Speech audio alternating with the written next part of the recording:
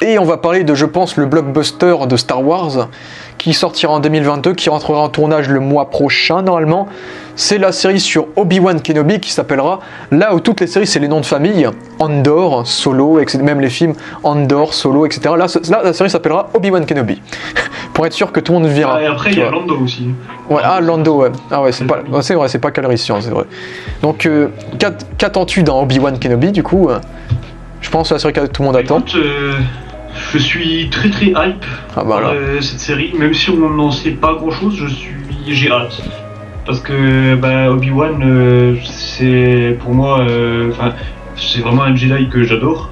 Ah bah, qui ne l'aime pas? Le Jedi que je préfère. C'est le meilleur. Non, c'est peut-être pas le Jedi que je préfère, mais c'est vraiment un personnage incroyable, que ce soit dans les films ou même dans les séries animées. Et j'ai hâte de voir ce qu'ils vont développer avec du coup aussi le retour normalement il me semble qu'Obi-Wan sera forcément joué par oui, c'est confirmé, Ewan McGregor. C'est confirmé, Ewan McGregor, ouais, il reviendra. Puis du coup après il y aura aussi Hayden Christensen. Hayden Christensen. Et donc ça c'est pas mal aussi parce que ça va potentiellement lui permettre de retrouver une carrière dans le cinéma. Puis, Sacré Hayden. Bon, même si l'acteur n'était pas forcément aimé par les fans, beaucoup disaient qu'il savait pas jouer, etc. Ce qui n'était pas entièrement faux. Je vais le dire quand même. Ce qui n'était pas entièrement. Quand je vois les scènes en VO. En fait, c'est surtout pour lui. En fait, ça peut être pas mal parce que ça peut lui redonner une seconde chance, une carrière. Ouais. Je vois pas comment il pourrait apparaître en tant que Dark Vador. Sans son armure en fait, donc au final je vois pas pourquoi ça serait lui l'acteur, mais l'acteur de Dark Vador en tout cas, parce qu'en plus ça a été il me semble que ça a été confirmé qu'ils allaient se battre, qu'ils allaient se rebattre.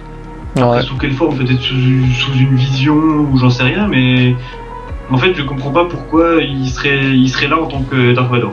C'est juste ça. Mais sinon sur la série, j'ai hâte de voir ce qu'ils vont faire d'Obi-Wan Kenobi après du coup l'épisode 3. Ouais. Du coup, on sait que ça se déroulera on n'avait pas dit, mais Andor se déroulera en l'an -5, je crois, avant du coup, l'an -5 tu connais, -5 avant l'épisode 4. Avant la bataille de Yavin. De Yavin, voilà. Et Obi-Wan Kenobi se déroulera en l'an -9, je crois. Ouais, l'an -9, parce que c'est 10 ans après l'épisode 3, ils ont dit. Donc ce sera en l'an -9 que ça se déroulera. Et du coup, on sait que ça commencera à Tatooine où il surveille Luke, donc on verra Luke gamin, j'imagine, du coup. Et on sait que Obi-Wan va quitter Tatooine, vu qu'ils ont présenté des concept art aux investisseurs qu'on n'a pas pu voir, mais on a les descriptions des concept art. On peut voir un concept art où Obi-Wan est dans une planète aquatique où il y a un monstre à 4 bras, par exemple. Donc on sait qu'Obi-Wan va voyager, il sera pas qu'à Tatooine. Ça m'aurait étonné s'il était qu'à Tatooine. Il y a déjà Boba Fett qui sera qu'à Tatooine, peut-être. Donc voilà, peut-être Camino. On sait qu'on va voir. Il y a un concept art qui a été présenté. On voit Dark Vador regarder un hologramme. Donc on sait qu'on le reverra, qu'on verra vraiment Dark Vador. Ce sera pas que des rêves. Il y a un concept art aussi, un dernier qui a été montré. On voit Dark Vador massacrer un Jedi. Avec tous les Stormtroopers avec lui, en gros. Donc, ce qui sera très intéressant, c'est de voir la purge, déjà, de voir Dark Vador massacrer des Jedi qui étaient en fuite depuis des années. Du coup, ça, ce sera très intéressant de voir ça. Moi, c'est ce que j'adorerais personnellement, mais de voir les Inquisiteurs en live. Ça, j'adorais ça. Peut-être voir le Grand Inquisiteur, vu que le Grand Inquisiteur était doublé par Jason Isaacs dans Rebels. Jason Isaacs, c'est l'acteur qui joue le père de Drago Malfoy dans Harry Potter.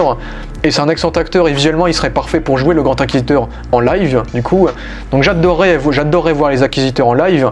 J'ai vu aussi que, du coup, Dark Vador va traquer pendant toute la série Kenobi, normalement, avec, a priori, c'est une info plutôt fiable, avec Cody et une armée de troopers clones. Donc j'imagine qu'ils vont faire ça pour que Obi-Wan soit plus affecté émotionnellement, parce que cette fois il affrontera pas des Stormtroopers mais des clones, du coup une armée de clones, une armée spéciale contre lui, une armée de clones commandée par Cody qui était l'un de ses amis. Donc je trouve ça ce serait très intéressant vraiment d'avoir Cody, du coup d'avoir Obi-Wan qui sera obligé de tuer son ami Cody, qui était son ami Cody, pour protéger Luke par exemple. Donc je trouve ça a un vrai potentiel dramatique, et puis comme l'a dit Kathleen Kennedy, on a l'espoir d'avoir la revanche du siècle. Là je pense qu'il nous mytho pas, je pense qu'on aura un vrai combat entre les deux, je pense. Même si c'est pas trop cohérent avec les dialogues de l'épisode 4 où t'avais Vador qui disait que la dernière fois qu'on s'était battu, j'étais l'apprenti, toi tu étais le maître, maintenant c'est l'inverse. Bon, peut-être qu'ils vont justifier cette phrase, hein, peut-être. Mais voilà, je pense qu'on aura une vraie fight entre Vador et Obi-Wan Kenobi, où le résultat sera nul, on va dire, mais nul dans le sens égal en gros, parce que les deux vont survivre. Donc j'imagine que Darth Vader que ça se déroulera pas à Tatooine, vu que si Vador savait que Obi-Wan était à Tatooine, il l'aurait tué bien plus tôt. Il y en a qui pensent que Maul pourrait revenir, je pense que ce serait trop s'il y aurait Maul en vrai, donc peut-être pas, non. Ensuite, de la manière comment Hayden Christensen pourrait apparaître, eh bien, je pense on le verra déjà, je pense qu'il y aura quelques flashbacks avec lui, quelques illusions peut-être, et surtout des scènes où il est dans sa cuve, tu vois, dans les scènes où Vador est sans son armure en fait, quand il est dans des endroits où il est apte à vivre dedans sans armure, tu vois, donc et là on le voit peut-être rêver de Padmé, le voir être hanté par Padmé, tu vois, des trucs comme ça, le voir prendre sa douche comme dans Rogue One, tu vois, et là on voit le visage de Hayden Christensen défiguré, donc je pense que ce sera dans les scènes de méditation de Vador, et d'ailleurs dans un des concept art on voit Vador assis sur son trône, donc on verra son trône sur Mustafar, parce qu'on l'a jamais vu en live, son trône, on a vu son château mais dans Rogue One mais pas son trône, il me semble. Donc voilà, ça sera je pense une très bonne série qui va marquer plein de monde, vraiment une série sur la traque d'Obi-Wan avec le retour de Darth Vader, donc voilà. Et ce serait bien un retour de Nicole Kidman en Padmé pour les fantômes de Darth Vader, tu vois, qui est hanté par elle. Ça, ce serait sympa aussi, tu vois. Donc ouais, mais j'attends beaucoup vraiment la purge également, avec les massacres des Jedi aussi. Voilà. Ouais, c'est vrai que c'est un élément que j'aime bien aussi, ça. Ouais, et Cody aussi, mais ça peut être intéressant. Oui, aussi Cody. Du coup, je sais pas si t'as quelque chose à rajouter. Bah non, juste pour le retour sur l'acteur de Vador. Ah ouais. En fait, ce qui me perturberait, c'est que il fait pas la même taille que Vador. Il est plus petit que petit que Vador, donc en fait ça me paraît très bizarre, tu vois. Parce que du coup Vador il a été agrandi à cause de ses jambes métalliques. Ah bah oui. Donc après à voir, peut-être qu'ils vont réussir à garder sa taille imposante. Après c'est lui qui l'a joué à la fin de Star Wars 3 il me semble. C'était vraiment lui qui était dans l'armure. Ah ouais. Ouais, il me semble. Après je pense. Ouais, ils vont peut-être réussir. Ouais, peut-être que ce sera lui, ils vont trouver des moyens pour l'agrandir, ou peut-être pas, mais en tout cas il le jouera au moins dans les scènes où il sera sans son casque entre guillemets. Et je vois bien un combat final entre Obi-Wan et Vador, un peu comme Ahsoka et Vador, où le casque de Vador soit à moitié cassé, comme ça on voit un bout du visage de Hayden Christensen. Tu vois, et plus ça rapportera de l'émotion vu qu'on voit à moitié Anakin aussi. Je vois bien un truc comme ça aussi, pour qu'on voit le visage de Vador pendant le combat, tu vois. Donc voilà pour Obi-Wan Kenobi, grosse attente de 2022. Ensuite on va parler des deux séries qui vont être en crossover avec The Mandalorian. On va commencer par la série qui nous intéresse peut-être le moins par rapport à celle d'après, la série Rangers of the New Republic, qui sortira normalement aussi en 2022. Donc que penses-tu de cette annonce ? J'en attends pas grand-chose, hein. Parce que donc normalement c'est après l'épisode c'est quoi l'épisode de... c'est en même temps que Mandalorian. C'est en même temps que Mandalorian, c'est tout ce qu'ils ont dit. Après l'épisode 6. On sait que Mandalorian, Boba Fett, Ahsoka et cette série-là se dérouleront en même temps que The Mandalorian en fait. Voilà. Ok, d'accord. Donc et ils vont crossover. Ça m'intéresse pas vraiment parce que j'en ai un peu rien à foutre de la Nouvelle République. Donc voilà, j'ai pas vraiment d'autres trucs à dire là-dessus. Ouais. Moi c'est un peu pareil pour l'instant. Je vois bien Cara Dune être le personnage principal de la série pour faire le lien avec Mandalorian. Parce que si après voir de la Nouvelle République faire des missions, ça peut être sympa de découvrir des planètes, etc. Mais sinon, ça peut être intéressant si on voit Léa, vu qu'il me semble que Léa c'est la chef de la Nouvelle République, un peu. Voir Léa faire des petites apparitions en DH, des petites apparitions, je ne demande pas qu'on la voit tout le temps, sinon elle vient pas, puisque ça prendrait trop d'argent. Mais voir des petites apparitions de Léa en guest, tu vois, voir ses débuts dans la politique, un peu comme sa mère Padmé, ça pourrait être très cool de voir ça vite fait dans des petites scènes. En dehors de ça, peut-être Gideon pourrait être dans cette série-là également, être interrogé en prison là-dedans. Sinon, peut-être qu'on pourra voir le Premier Ordre se développer au fil de la série, puisque cette série-là aura plusieurs saisons d'ailleurs. Mais en tout cas, ça n'a pas été annoncé comme une mini-série en tout cas. Mais sinon, voilà, on verra la Nouvelle République, comment ça fonctionne chez eux. Peut-être revoir... Après, le seul truc que je pourrais dire de positif, c'est qu'il y a moyen de revoir tous les persos de la trilogie avec ça. On peut revoir Anne, on peut voir Chewie, Anne D.H. Reprenez pas l'acteur de Solo, D.H. Par Harrison Ford. Voilà, donc voilà. C'est vrai, j'ai pas grand chose à dire, ça peut être intéressant pour voir le développement du Premier Ordre. Mais après comme c'est la postlogie, je m'en fous un peu de voir le Premier Ordre, mais ça peut être intéressant quand même. Le Premier Ordre, peut-être voir Luke quelquefois avec un jeune Kylo Ren, peut-être. Voir, en gros, l'avant postlogie en fait. Et peut-être sauver les meubles de certaines des grosses incohérences de la postlogie. Peut-être un jeune Poe qui a 10 ans, qui s'entraîne, peut-être, un truc comme ça, Poe Dameron. Tu vois, des trucs comme ça, mais c'est vraiment... Je m'en branle en vrai. Voilà. Ça peut être bien. Ce qui pourrait être intéressant sur Leia, ouais. Quand les autres sénateurs de la Haute République, ouais. La Nouvelle République, pardon, la Haute République c'est avant, découvrent que c'est la fille de Vador. Ah, ce serait génial ça. C'est exploité dans les livres ça. Ce serait génial ça. Je sais plus c'est quoi le nom du livre, mais... Ce serait génial. Ça pourrait être intéressant de voir ça en live pour voir justement comment les gens ont réagi au fait que la chef entre guillemets de la Nouvelle République soit soit la fille du plus grand enfoiré entre guillemets, du plus grand méchant de la galaxie. Ah, ce serait génial. Après, vu que c'est Ranger, je pense qu'ils vont nous faire un truc d'action, j'imagine, et parce que je trouverais ça vraiment bien qu'on revienne à la politique, vu que ce qui me dérangeait, c'est que dans la postologie, on n'avait aucun contexte politique, on savait pas c'était quoi l'échelle de tel truc. Mais ce qui me fait peur, c'est que ça m'étonnerait que Disney voudrait revenir au truc de la prélogie et refaire beaucoup de politique.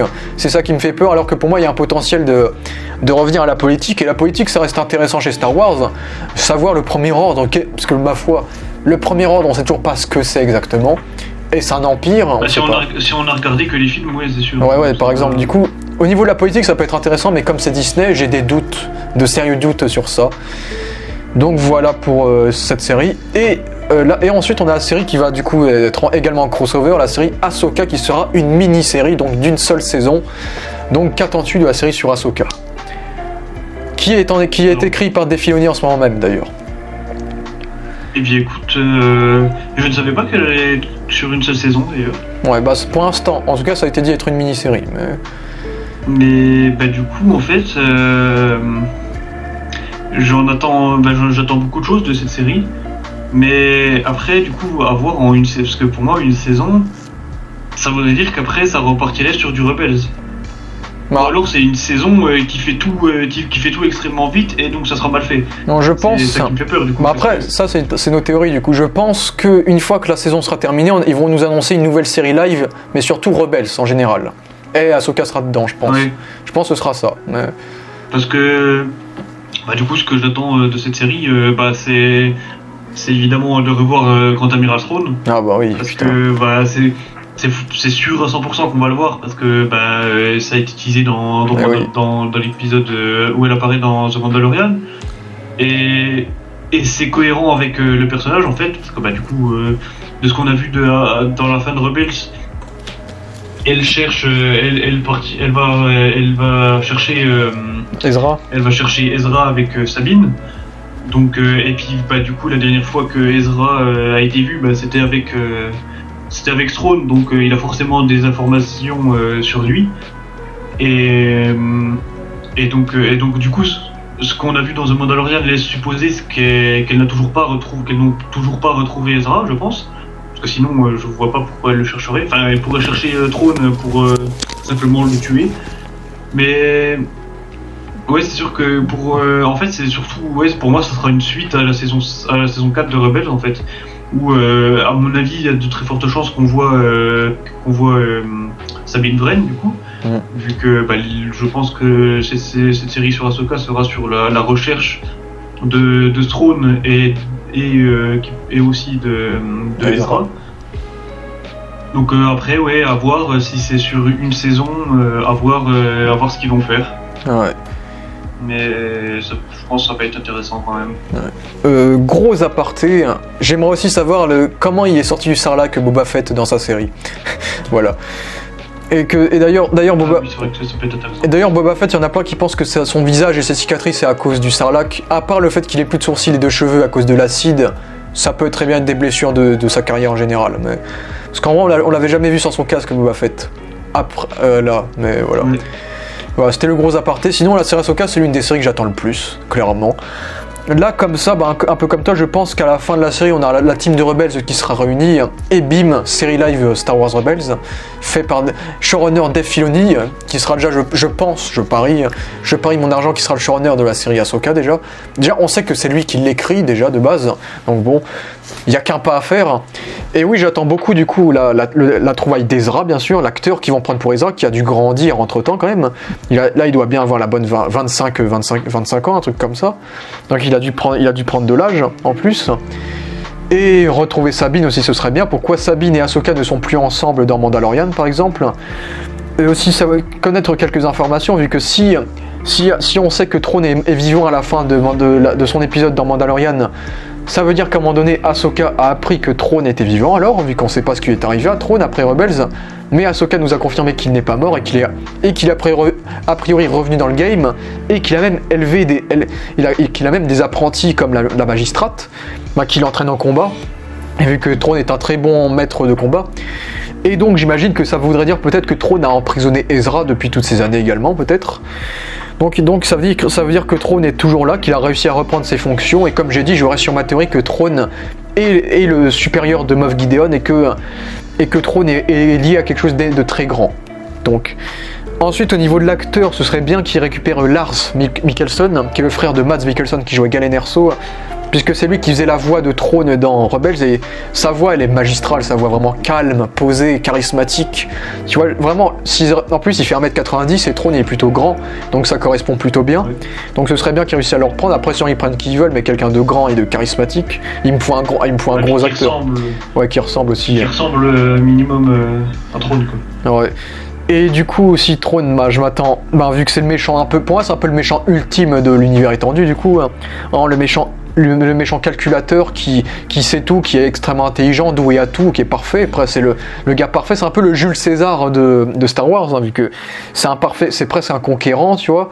Et puis sa fin dans l'univers étendu, elle fait un peu Jules César justement, mais tu la connais sa fin, je crois.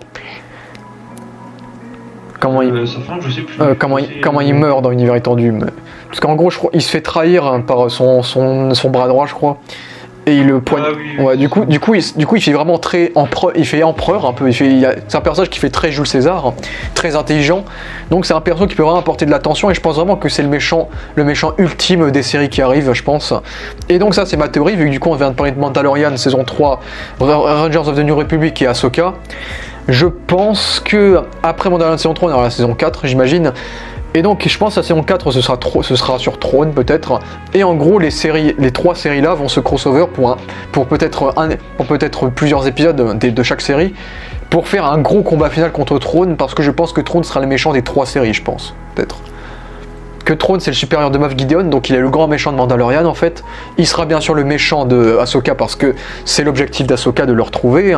Et le grand méchant également des Rangers of the New Republic, vu que si Thrawn est au-dessus de Moff Gideon, ça veut dire que c'est lui le gars le plus puissant de la galaxie parmi les restes de l'Empire. Donc je les vois bien nous faire la trilogie de Thrawn, qui était en bouquin de l'univers étendu mais en live action, avec un gros combat final de série télé, vraiment de malade mental, où t'as tous les héros qui se réunissent pour battre Thrawn en fait. Et donc Thrawn ce sera le méchant un peu final, le méchant ultime un peu. Et je verrais bien aussi un peu comme dans l'univers étendu où Thrawn affronte Luke, Han Solo et compagnie, Je les vois bien faire revenir Luke, Han Solo et compagnie pour affronter Throne également, pour le final. Vraiment faire le crossover de malade mental que Star Wars 9 n'a pas pu nous offrir, justement. Et vraiment, et peut-être que c'est comme ça que Grogu pourrait revenir d'ailleurs. Donc vraiment, Throne, je le vois vraiment être le grand méchant, personnellement. Ultime, tu vois. Parce qu'il était déjà le grand méchant de l'univers étendu, de l'après-Empire en tout cas. Ouais. Donc je vois ça, je pense. Parce qu'ils ont été à fond sur le côté, ça va crossover, donc comme Marvel. Donc je vois bien un truc comme ça. Throne, c'est le Thanos des séries télé Star Wars. C'est ça. Voilà. Et puis je l'aime trop ce personnage, il est génial. Donc. Oui, c'est vrai que c'est un personnage. Enfin, il a tout en fait. Il est intelligent. Vraiment, c'est. Si j'étais comme lui. Il était vraiment, il est. Je trouve limite même plus impressionnant que l'empereur lui-même, tu vois. Ouais. Je trouve même limite. En fait, il aurait les pouvoirs du côté obscur avec tout ce qu'il a déjà de base.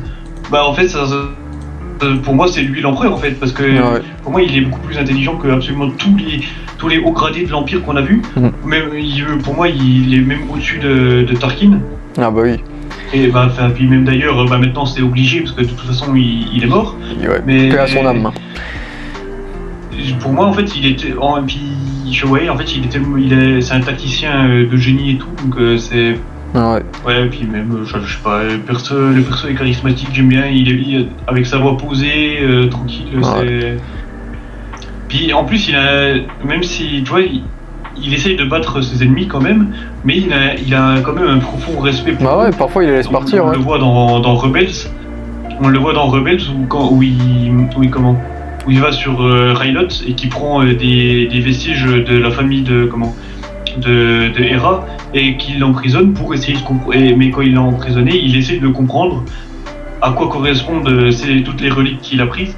Et je trouve en fait, rien que pour ça, ça lui donne un côté beaucoup plus humain que par exemple Tarkin qui lui s'en branle pour construire l'étoile de la mort et absolument tuer tout le monde en s'en foutant complètement de qui il tue en fait. Et c'est pour ça que j'apprécie plus le personnage aussi. Ouais, bon là on a fait gros éloge sur Throne mais c'est mérité, bien sûr. Et j'aimerais d'ailleurs, bon ça sera pas pour tout de suite puisque là on va déjà l'introduire en live action, qu'il ait une mort un peu comme dans l'univers étendu, une mort simple, tu vois. Pas un truc, une explosion comme Palpatine qui se fait désintégrer dans le 9, tu vois. Pour moi il méritera une belle fin aussi pour ça, parce qu'on sait qu'il sera... après merci la postlogie, vu que si la postlogie n'existait pas on saurait pas que tout ce qu'on va voir aura une fin. À partir de là, mais bon, en vrai ça aurait été bien si on aurait vécu tout ça sans qu'il y ait eu la postlogie, tu vois, parce qu'on saurait pas que ce serait quoi la suite, du coup, quelque part. Mais comme on sait, il y aura le premier ordre, il y aura Palpatine, etc., voilà. RIP Throne d'avance. Même Ahsoka, vu qu'Ahsoka on entend sa voix dans Star Wars 9, donc Ahsoka, je lui donne... Ahsoka, elle peut être en danger, même dans sa propre série, elle pourrait être en danger. Mais d'ailleurs, je sais pas si t'as regardé le logo de la série, le logo c'est l'insigne de l'espace-temps, je crois, de la Force. Ah, le monde entre les mondes. Ouais, le monde entre les mondes, voilà. Oui, je l'ai sous les yeux. Ouais. Star Wars Multiverse. Non, peut-être pas, mais voilà. Ce serait bien de voir le voyage dans le temps dans l'univers Star Wars, un truc complètement inédit que ceux qui ont pas vu Rebels, ils savent absolument pas c'est quoi ce bordel de voyage dans le temps, donc ça peut être passionnant le voyage dans le temps également. Et ce serait génial Mortis aussi, mais j'y crois peut-être, on verra bien. Donc voilà, on verra bien après, cette. Je pense ils ont fait ça parce que il a un lien très particulier avec le monde entre les mondes en fait. Parce que c'est grâce à ça qu'elle est encore en vie. Justement. Elle est censée être morte. Ouais, également, donc peut-être que... Après oui, c'est possible qu'ils réintroduisent le monde entre les mondes dans sa série. Pourquoi pas. Oui, c'est vrai que ça pourrait être très intéressant pour ça. Ouais. En tout cas, le logo, il nous laisse un peu insinuer peut-être, mais voilà, extrêmement curieux et extrêmement hypé de voir Ahsoka. Et du coup, on a donné notre avis en général sur les 3 séries qui vont finir par ce crossover. Et donc, nos pronostics restent sur Throne et on est très hype de voir l'objectif de ces 3 séries qui vont se fonder en un crossover.